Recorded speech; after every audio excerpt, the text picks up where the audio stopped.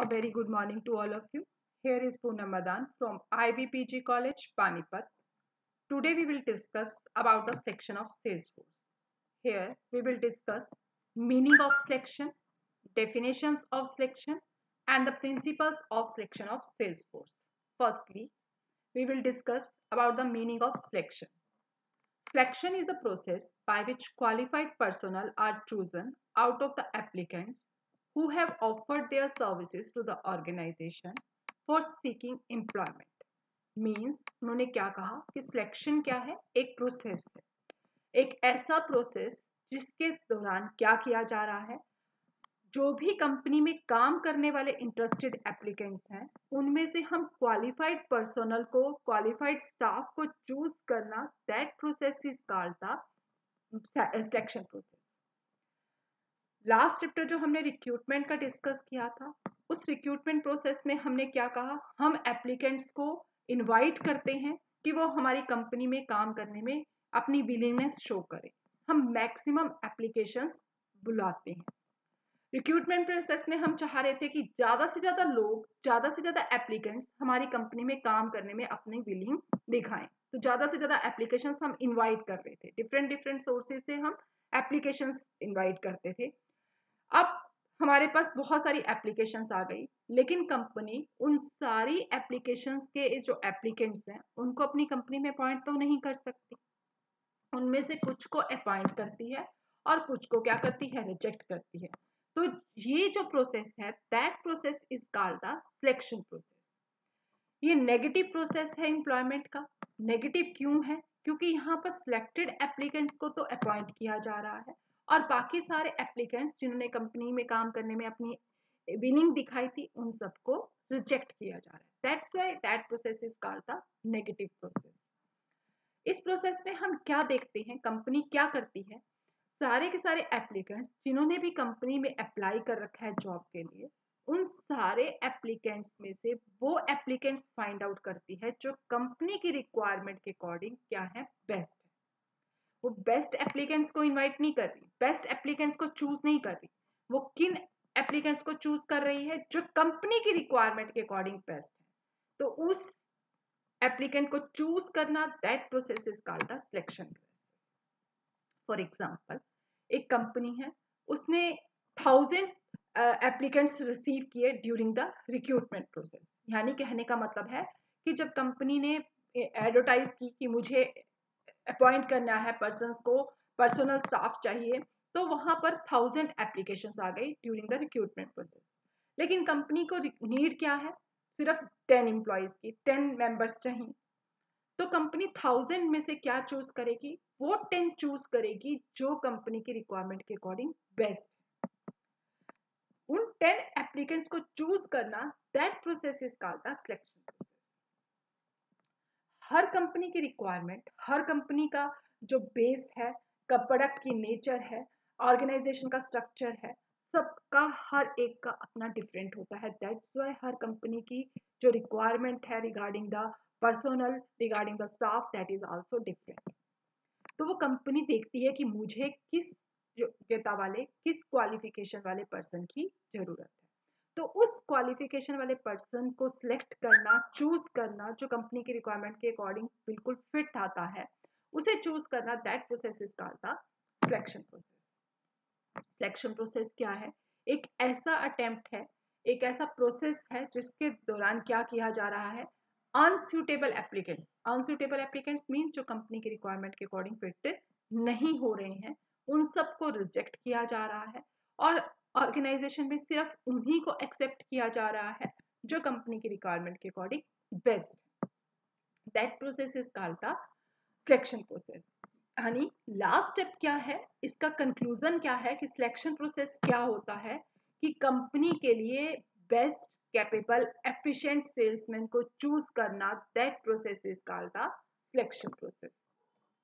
According to the Dale Yoder, Dale Yoder ने हमें क्या कहा, उन्होंने हमें कहा कि सिलेक्शन प्रोसेस क्या है, in which candidates for employment are divided into the 2 classes. एक ऐसा प्रोसेस है जिसके दौरान क्या किया जा रहा है कि जितनों ने भी एम्प्लॉयमेंट के लिए अप्लाई किया था, कैंडिडेट्स जिन्होंने एम्प्लॉयमेंट के लिए अप्लाई किया था उन्हें हमने क्या किया है, सिलेक्शन प्रोसेस के दौरान 2 पार्ट्स में डिवाइड कर दिया। एक वो जिन्हें एम्प्लॉयमेंट दी जाएगी और दूसरे वो जिन्हें एम्प्लॉयमेंट नहीं दी जाएगी। यानी कि सिलेक्शन प्रोसेस क्या है, टोटल जो एप्लीकेंट्स हमें रिक्रूटमेंट प्रोसेस के दौरान जितनी एप्लीकेशंस आई हैं उन एप्लीकेशंस को 2 पार्ट में डिवाइड करना, एक्सेप्टेड और rejected. That process is called the selection process. इसी तरह से एस बीच ने हमें कहा, उन्होंने क्या कहा कि सिलेक्शन प्रोसेस क्या है, where as the goal of the recruitment is to create large pool of person who are available and willing to work.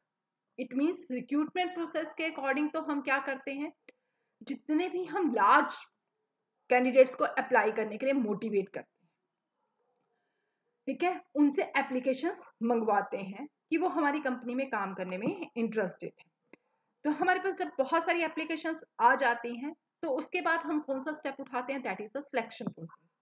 Selection process का पर्पस क्या है कि उन एप्लीकेंट्स को सॉर्ट आउट कर देना, उन्हें निकाल लेना जो कंपनी की रिक्वायरमेंट के अकॉर्डिंग, कंपनी की जॉब के अकॉर्डिंग बेस्ट होते हैं, और जो अनक्वालिफाइड है, जो बेस्ट नहीं है, सही नहीं है, उन सबको निकालना। That process is called the selection process. कहने का मतलब क्या है, selection is totally different from the recruitment. First step हमने जब किया मैनेजमेंट में, सेल्स फोर्स मैनेजमेंट में, फर्स्ट स्टेप हमारा क्या था, रिक्रूटमेंट। रिक्रूटमेंट प्रोसेस में हमने क्या किया था, मैक्सिमम एप्लीकेशंस इनवाइट की थी। हमने ऐसे एफर्ट्स किए थे कि ज्यादा से ज्यादा लोग हमारी कंपनी में काम करने में अपनी विलिंगनेस दिखाएं, हमारे पास मैक्सिमम एप्लीकेशंस आए। ऐसा हमने रिक्रूटमेंट प्रोसेस में किया। जब हमारे पास बहुत सारी एप्लीकेशंस आई तो देन हमने उसमें से क्या करना है, उन एप्लीकेंट्स को चूज करना है जो एप्लीकेंट्स हमारी कंपनी की रिक्वायरमेंट के अकॉर्डिंग बेस्ट होते हैं। क्योंकि हमारे पास जितनी ज्यादा एप्लीकेशंस आएंगी कंपनी के लिए उतना ही बेस्ट कैंडिडेट अवेलेबल होगा। क्योंकि अगर सपोज कंपनी ने रिक्रूटमेंट प्रोसेस में ज्यादा एफर्ट्स नहीं किए, हमारे पास एप्लीकेशन ही कम आई, तो उसका रिजल्ट क्या होगा, हमारे पास सिलेक्शन करने के लिए ऑप्शंस ही कम होंगे। इसलिए कंपनी क्या एफर्ट्स करती है कि ज्यादा से ज्यादा एप्लीकेंट्स हमारी कंपनी में काम करने में अपनी विलिंगनेस दिखाएं, और फिर कंपनी उसमें से क्या करती है, जो कंपनी को बेस्ट लगता है कंपनी उस एप्लीकेंट को चूज करती है। तो उन एप्लीकेंट्स को चूज करना ही क्या कहलाता है, that process is called the selection. Now we will discuss about the principles of selection of Salesforce. यहाँ तक आप लोगों को तो समझ आ गया कि सिलेक्शन प्रोसेस क्या होता है। अब हर कंपनी चाहती है कि उसके यहाँ जो सेल्सफोर्स आए, जो सेल्समैन अपॉइंट किए जाएं, वो बेस्ट होने चाहिए। बेस्ट मीन्स कंपनी की रिक्वायरमेंट के अकॉर्डिंग सही होने चाहिए। तो उसके लिए कंपनी को डेफिनेटली कुछ ना कुछ प्रिंसिपल्स फॉलो करने पड़ते हैं ताकि ऑलवेज क्या हो, एक अच्छे एप्लीकेंट्स की ही सिलेक्शन हो। हर कंपनी की नेचर अलग है, जो प्रोडक्ट वो बेच रही है कंपनी वो अलग है, कंपनी का साइज अलग है। इसलिए हर कंपनी डिफरेंट होने की वजह से हर कंपनी की रिक्वायरमेंट्स भी क्या होती हैं, डिफरेंट होती हैं। लेकिन फिर भी कुछ कॉमन रिक्वायरमेंट्स होती हैं, कुछ कॉमन प्रिंसिपल्स होते हैं। जब भी कंपनी किसी भी सेल्समैन की अपॉइंटमेंट करती है, सिलेक्शन करती है, तो उनको ये प्रिंसिपल्स फॉलो करें, तभी वो क्या कर सकती है, एक अच्छे सेल्स फोर्स को तैयार कर सकती है। तो सेल्समैन की जब भी अपॉइंटमेंट की जाएगी तो क्या ध्यान में रखा जाएगा, सेल्समैन में कौन कौन सी क्वालिटीज होनी चाहिए। First one, that is the effective communication skill. एक अच्छा सेल्समैन हमेशा कैसा होना चाहिए, उसकी जो कम्युनिकेशन स्किल है that should be more effective, more efficient होनी चाहिए। एक अच्छा स्पीकर होना चाहिए, ये होना उसके लिए बहुत जरूरी है। उसकी वॉइस स्वीट होनी चाहिए, एक अच्छी लगने वाली होनी चाहिए, क्योंकि जब तक अच्छा कम्युनिकेशन नहीं होगा, उसके पास एक अच्छी लैंग्वेज की नॉलेज नहीं होगी, तो वो आगे जो भी कस्टमर्स हैं उनको इन्फ्लुएंस नहीं कर सकता। हम सबको पता है कि पर्सनल सेलिंग क्या है, it's a indirect communication, two way communication है। तो एक सेल्समैन के लिए डायरेक्ट जब कम्युनिकेट करता है तो उसके पास एक अच्छी कम्युनिकेशन स्किल होना बहुत जरूरी है। मोरओवर उसका डायरेक्ट कस्टमर से कांटेक्ट होता है, इसलिए उसके पास कस्टमर को समझने की, कस्टमर के फीडबैक को जानने की भी एफिशिएंसी होनी चाहिए। उसको अपने फेस एक्सप्रेशंस देने आने चाहिए। इवन जो हम कहते हैं कि गेस्चर्स, ये सब भी उसको नॉलेज होनी चाहिए, क्योंकि उसका it's a two way communication, direct communication है, कस्टमर के साथ उसका डायरेक्ट कंटेक्ट है। दैट्स वाई उसके लिए कम्युनिकेशन स्किल होना बहुत जरूरी है। मोर ओवर उसके पास इतनी क्वालिटी भी होनी चाहिए कि वो अपनी कमियां, अपना क्रिटिसिज्म आसानी से सुन सके, पेशेंसली सुन सके। क्योंकि जब एक कस्टमर कभी सेल्समैन को क्रिटिसाइज भी करता है, तो उस समय सेल्समैन को अपना पेशेंस नहीं खोना, बल्कि अपनी उस कमी को दूर करने के लिए एफर्ट्स करने की उसके अंदर टैलेंट होना चाहिए। तो एक सेल्समैन में बहुत जरूरी है कि कम्युनिकेशन स्किल हो, दूसरों को समझने की, अंडरस्टैंड करने की भी नॉलेज होनी चाहिए। Second one, that is interest in the selling job. केवल उन्हीं ही सेल्समैन अपॉइंट करना चाहिए। जब भी सेल्समैन की सिलेक्शन की जा रही है, तो हमेशा एक मैनेजर को, जो भी सिलेक्शन प्रोसेस कर रहा है, उसे इस चीज़ का हमेशा ध्यान रखना चाहिए कि उसे ऐसे सेल्समैन को ही अपॉइंट करना चाहिए जिसका सेल्स जॉब में इंटरेस्ट हो। It's a totally different from the official work. Sell करना और एक ऑफिस में बैठकर काम करना दोनों बहुत डिफरेंट है। सेल्समैन को एक जगह से दूसरी जगह जाना होता है, घूमना होता है, अलग अलग लोगों से बातचीत करनी होती है। अगर वो पर्सन इस काम में इंटरेस्ट ही नहीं करता, उसका कोई इंटरेस्ट ही नहीं है, उसको अच्छा ही नहीं लगता, वो उस काम को कभी भी अच्छे से नहीं कर सकता। मोरओवर कोई भी काम है, जब तक हमारा उस काम में इंटरेस्ट नहीं होगा, हम उस काम को प्रॉपर नहीं कर पाएंगे। तो सेम सेलिंग जॉब के लिए भी है कि सेलिंग जॉब करने के लिए जरूरी है कि जिसे भी हम अपॉइंटमेंट कर रहे हैं, जिसे अपॉइंट किया जा रहा है, that person should have interest in the selling job. उसका सेल करने के काम में क्या होना चाहिए, इंटरेस्ट भी होना चाहिए। Third word, education. बहुत जरूरी है कि वो पढ़ा लिखा होना चाहिए, और जो उसका एजुकेशन लेवल है, that should be according to the job होना चाहिए। एक हमने 10th पास या 12th पास रखा, that will not be efficient salesman, वो अच्छा नहीं हो सकता। एक सेल्समैन की जॉब करने के लिए जिस तरह की एजुकेशन रिक्वायरमेंट है, वो एक उसके पास होनी चाहिए। जैसे फॉर एग्जांपल उसके पास मार्केटिंग में डिप्लोमा, एमबीए, इस तरह के उसके पास एजुकेशन क्वालिटी होनी चाहिए। उसे sales policies, sales techniques, business technology, ताकि वो इन सबको आसानी से समझ पाए। क्योंकि जितना एजुकेट होगा, उसके लिए इन सबको समझना उतना ही आसान होगा। मोरओवर एजुकेशन के साथ साथ उसे हर मैक्सिमम लैंग्वेज की नॉलेज भी होनी चाहिए, क्योंकि एक सेल्समैन को सिर्फ एक ही जगह पर नहीं, एक ही एरिया में प्रोडक्ट नहीं बेचना, हो सकता है उसे अलग अलग एरिया में जाना पड़े, अलग अलग रीजन में जाना पड़े। तो उसे जिस रीजन में वो जा रहा है, उस रीजन की लैंग्वेज की नॉलेज होगी, तभी वो वहाँ के लोगों को कन्विंस कर सकता है, उनसे बातचीत कर सकता है। तो इसलिए बहुत जरूरी है कि एक एफिशिएंट सेल्समैन के लिए कि उसके पास डिफरेंट लैंग्वेजेस की नॉलेज होनी चाहिए। मोर ओवर उसे डिफरेंट लैंग्वेज समझ ही नहीं आनी, बल्कि साथ साथ उसको बोलना भी आना चाहिए। आज हम सबको पता है टेक्निक्स आ चुकी हैं, आईटी सेक्टर है, बहुत डेवलप हो रहा है। तो सेल्समैन के लिए ये भी जरूरी है कि उसको इस आईटी सेक्टर्स, कंप्यूटर्स, इन सब के बारे में नॉलेज होनी चाहिए। तो जब भी सेल्समैन की सिलेक्शन की जा रही है, तो ऐसे सेल्समैन को ही प्रेफरेंस दी जानी चाहिए। सिलेक्शन करते समय ऐसे कैंडिडेट्स को ही प्रेफरेंस दो जो कैंडिडेट एजुकेटेड हो, जिसे डिफरेंट लैंग्वेजेस की नॉलेज हो, और साथ साथ उसे आईटी सेक्टर के बारे में भी पता हो। क्योंकि जितना ज्यादा वो एजुकेट होगा, उसको समझाना, उसके लिए समझना उतना ही इजी हो जाता है। तो इस चीज को भी बहुत कंसीडर किया जाता है। Next one, that is the experience. सही उम्मीद जो कैंडिडेट है, उसके लिए उसको प्रोडक्ट बेचने का एक्सपीरियंस होना चाहिए। बहुत जरूरी है कि ऐसा कैंडिडेट चूज किया जाए जिसके पास एक्सपीरियंस हो, सेल का एक्सपीरियंस हो, क्योंकि जितना ज्यादा उसके पास सेलिंग एक्सपीरियंस होगा, उसके लिए कस्टमर को समझना, कस्टमर के बिहेवियर को, कस्टमर के बाइंग मोटिव को समझना उतना ही ईजी होगा। उसको ज्यादा ट्रेनिंग देने की जरूरत नहीं पड़ेगी, क्योंकि एक एक्सपीरियंस सेल्समैन कस्टमर के बिहेवियर को अच्छे से समझ जाता है। कस्टमर क्या डाउट करने वाला है, क्या क्वेश्चन करने वाला है, उसके कस्टमर के क्वेश्चन करने से पहले ही एक एक्सपीरियंस सेल्समैन पता लगा लेता है कि अब कस्टमर के दिमाग में ये चल रहा होगा। और जब पहले से पता है, तो उसको पता है कि मैंने उसको कैसे सॉर्ट आउट करना है। और ये सिर्फ एक एक्सपीरियंस सेल्समैन ही कर सकता है। दैट्स वाई हमेशा सिलेक्शन करते समय ये भी देखना है कि सेल्समैन का एक्सपीरियंस कितना है, क्योंकि एक्सपीरियंस सेल्समैन को ज़्यादा ट्रेनिंग देने की ज़रूरत भी नहीं पड़ती है। दैट्स वाई एक्सपीरियंस सेल्समैन को अपॉइंट करना चाहिए।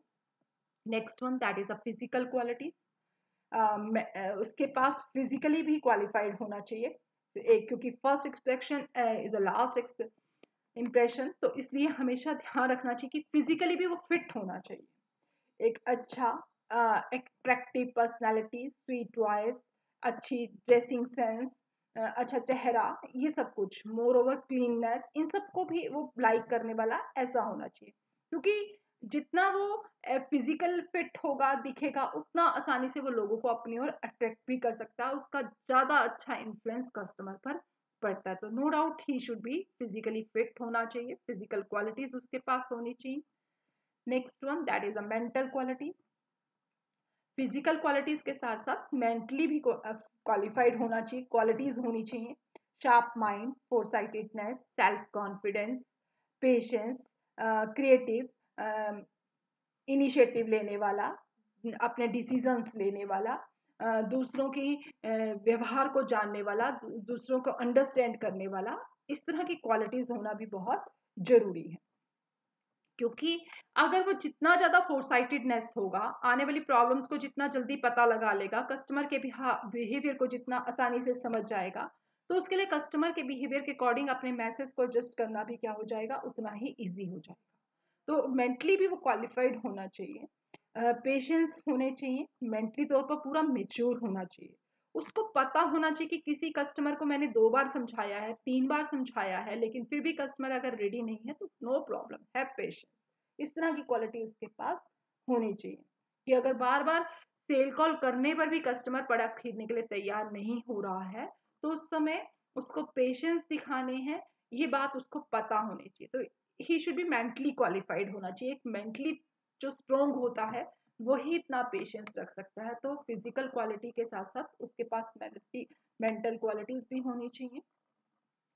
Next one that is a social qualities, एक सेल्समैन को सिर्फ एक ही एरिया में नहीं प्रोडक्ट बेचना होता, बहुत सारे रीजन्स में जाना है, बहुत सारे एरियाज में जाना है, मोरओवर बहुत सारे लोगों के साथ उसे ट्रांजेक्शन्स भी करना है, मिलना है, बातचीत करनी है। दैट्स वाई उसके पास सोशल क्वालिटीज भी होनी चाहिए। दूसरों की हेल्प करने वाला, कोऑपरेटिव होना चाहिए, पोलाइटनेस होनी चाहिए, एक अच्छा बिहेवियर, सबके साथ मिलजुल कर रहने वाला, पब्लिक रिलेशंस बनाने वाला, इस तरह की क्वालिटीज होना बहुत जरूरी है। क्योंकि उससे सोशल वर्क नहीं कहेंगे हम, सोशल क्वालिटीज होना उसके लिए बहुत जरूरी है। तो इसके लिए अगर जितना ज्यादा वो सोशल क्वालिटीज होंगी, कस्टमर के साथ उसके लिए प्रोडक्ट बेचना, कस्टमर के साथ रिलेशंस बनाना उतना ही इजी हो जाता है। और I think social qualities use करने में, इसको अडॉप्ट करने में किसी की कोई कॉस्ट नहीं लगती। तो बहुत इन क्वालिटीज के होते वो बहुत आसानी से कस्टमर को इन्फ्लुएंस कर लेता है, कस्टमर के ऊपर एक अच्छा इम्प्रेशन भी डालता है। तो इसलिए इसके पास सोशल क्वालिटीज होनी चाहिए। नेक्स्ट मोरल क्वालिटीज, नैतिक गुण भी होने बहुत जरूरी है। ही शुड बी ऑनेस्ट होना चाहिए, ईमानदार होना चाहिए, अच्छे करेक्टर वाला, रिलायबल, भरोसेमंद होना चाहिए, एक अच्छे चाल चलन वाला भी होना चाहिए। कभी झूठ बोलकर उसे अपना प्रोडक्ट बेचने वाला नहीं होना चाहिए, क्योंकि झूठ बोलकर वो प्रोडक्ट एक बार बेच सकता है लेकिन हमेशा नहीं बेच सकता। कस्टमर के साथ अच्छे रिलेशन बनाने के लिए, एक लॉन्ग टर्म रिलेशंस बनाने के लिए जरूरी है कि वो हमेशा क्या कहे, कस्टमर को सही बात ही बताए, ईमानदारी से बिहेवियर करेगा, तो कस्टमर के साथ अच्छे रिलेशंस बनेंगे और एक लंबे समय तक वो उसको कस्टमर बनाए रखा जा सकता है। झूठ बात बोलकर वो एक बार तो प्रोडक्ट बेच देगा, लेकिन एक लॉन्ग टाइम पीरियड के लिए वो उस कस्टमर को हमेशा के लिए खो देगा। तो उसे कभी भी चीट करके, फ्रॉड करके कस्टमर के साथ बिहेवियर नहीं करना चाहिए, क्योंकि अगर उसने ऐसा बिहेवियर किया तो कस्टमर के विश्वास को, उसकी कॉन्फिडेंस को हमेशा के लिए खो देगा और कभी दोबारा कस्टमर बना नहीं पाएगा। तो दैट्स वाई उसको हमेशा अपनी मोरल क्वालिटीज को ध्यान में रखना है। Next one that is a product knowledge, एक सेल्समैन को प्रोडक्ट के बारे में भी पूरी डिटेल में नॉलेज होनी चाहिए। जिस प्रोडक्ट को बेच रहा है उस प्रोडक्ट के बारे में उसे पता होना चाहिए, क्योंकि अगर उसको पता होगा तभी वो कस्टमर की कंप्लेंट्स को, शिकायतों को दूर कर सकता है। उसे अपने प्रोडक्ट की क्वालिटीज के बारे में पता होना चाहिए, क्योंकि पता होगा तभी वो बता सकता है कस्टमर को कि मेरा प्रोडक्ट किस तरह से दूसरे कॉम्पिटिटिव प्रोडक्ट के कंपैरेटिवली ज़्यादा बेटर है। प्रोडक्ट को कैसे यूज़ करना है, प्रोडक्ट कैसे तैयार किया गया है, प्रोडक्ट को यूज़ करने में कौन सी टेक्निक्स रखनी है, मोरओवर यूज़ करते समय क्या प्रिकॉशंस रखने हैं, इन सब के बारे में उसे पता होना चाहिए। क्योंकि जितना उसको पता होगा तभी वो कस्टमर को अच्छे से अपने प्रोडक्ट को प्रेजेंट कर सकता है, डेमोन्स्ट्रेट कर सकता है। अगर उसको नॉलेज नहीं होगी तो वो कस्टमर के डाउट्स नहीं दूर करेगा, और डाउट्स नहीं दूर करेगा तो कस्टमर को प्रोडक्ट बेचना भी पॉसिबल नहीं है। तो उसे प्रोडक्ट के सारे फीचर्स, प्रोडक्ट के बारे में पूरी नॉलेज होगी, तभी वो कस्टमर को बता सकता है और कस्टमर को प्रोडक्ट खरीदने के लिए कन्विंस कर सकता है। तो दैट्स उसके पास प्रोडक्ट की पूरी नॉलेज होनी चाहिए। Next is the age. ना तो बहुत बूढ़ा होना चाहिए, ना ही बहुत कम एज का होना चाहिए, क्योंकि अगर वो बहुत एज्ड है तो उसकी एनर्जी लेवल उतना नहीं होगा जितना एक यंग का होता है। वो बहुत जल्दी थक जाएगा, उसमें कुछ सीखने की ज्यादा क्यूरियोसिटी भी नहीं होगी। ठीक है। क्योंकि एक यंग है तो उसके साथ क्या प्रॉब्लम होती है कि वो बहुत जल्दी पेशेंस लूज कर देता है। उसने 2 बार सेल कॉल की, 3 बार सेल कॉल की और कस्टमर रेडी नहीं है प्रोडक्ट खरीदने के लिए, तो बस हो गए रिलेशंस खराब। वहीं पेशेंस खोया और कस्टमर के साथ उसके रिलेशंस क्या हो जाएंगे, खराब हो जाएंगे। तो इसलिए बहुत एज्ड भी नहीं होना चाहिए और बहुत छोटा भी नहीं होना चाहिए। हमेशा ध्यान रखें कि ऐसे सेल्समैन की अपॉइंटमेंट की जाए जो अराउंड 25 से बड़ा और 35 से कम का हो। उसको ज़्यादा प्रेफरेंस दी जानी चाहिए, क्योंकि वो पेशेंस भी नहीं खोते और एक्सपीरियंस भी होते हैं और उनका एनर्जी लेवल भी एक एज्ड सेल्समैन के कंपैरेटिवली ज़्यादा होता है। तो ऑलवेज एज को भी कंसीडर किया जाना चाहिए जब भी सेल्समैन की सिलेक्शन की जाए। Next one that is a regional sales force. ध्यान रखा जाए कि ऐसे सेल्स फोर्स जब भी अपॉइंटमेंट की जा रही है तो ऐसे सेल्समैन को ही सेल्स काम देना चाहिए जो उस एरिया का।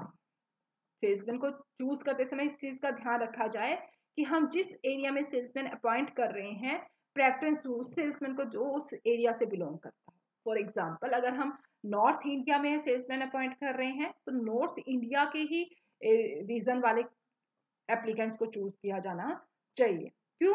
क्योंकि वहाँ की लैंग्वेज, वहाँ का ट्रेडिशन, वहाँ के कस्टम्स, वहाँ का फैशन, वहाँ के कस्टमर का बिहेवियर, इस सब के बारे में वहाँ के ही एप्लीकेंट्स को ज़्यादा नॉलेज होती है। वो वहाँ से ज़्यादा फेमिलियर होता है, उसे वहाँ के रास्ते पता हैं जिसे वो आसानी से रूट प्लान कर सकता है। वहाँ के लोगों के साथ उसके लिंक हैं जिसकी उस लिंक से वो वहाँ के लोगों को अपना कस्टमर आसानी से बना सकता है। उसको पता है मैं कहाँ प्रोडक्ट बेच सकता हूँ, क्योंकि उस एरिया से वो फैमिलियर है। अगर हमने नॉर्थ के किसी सेल्समैन को, एप्लीकेंट को साउथ में कर दिया तो पहले तो उसे वहां की लैंग्वेज समझनी है, वहां के लोगों को समझना है, जानना है, फिर जाके वो कहाँ कस्टमर को मनाएगा। It's very tough job for him. तो इसलिए हमेशा ध्यान रखा जाए कि जिस एरिया में हम सेल्स फोर्स अपॉइंट कर रहे हैं, सिलेक्ट कर रहे हैं, मोस्ट प्रेफर उसे ही दिया जाना चाहिए जो उस एरिया से बिलोंग करता है।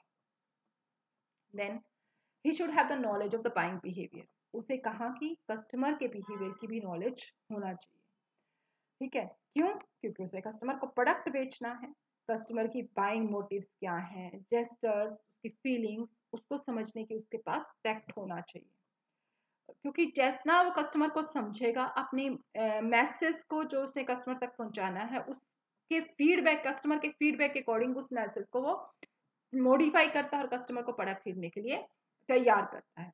ठीक है। तो उसे इन सब बातों के बारे में पता होना चाहिए। तो जब भी हम सेल्समैन की अपॉइंटमेंट कर रहे हैं तो हमेशा इन सब प्रिंसिपल्स को फॉलो करना चाहिए, तभी एक अच्छे सेल्स फोर्स की अपॉइंटमेंट की जा सकती है। Thank you.